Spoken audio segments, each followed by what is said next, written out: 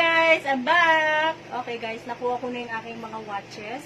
Ilalagay na natin ngayon siya sa watch organizer. Ito yung gift ng aking sister. Super like ko to, promise. Thank you Grace, I love you.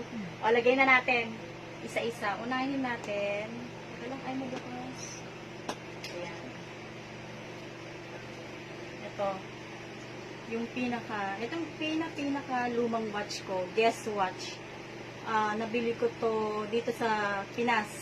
Year 1998. O, diba?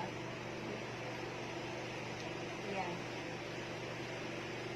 Kaya lang din yung makita eh. Masyadong malayo. Ilagay muna natin. O, diba? 1998. Sabihin. Wala. Okay, guys. Ito na ngayon ang aking watch. Ayan yung mga watches ko. Nakaayos na siya.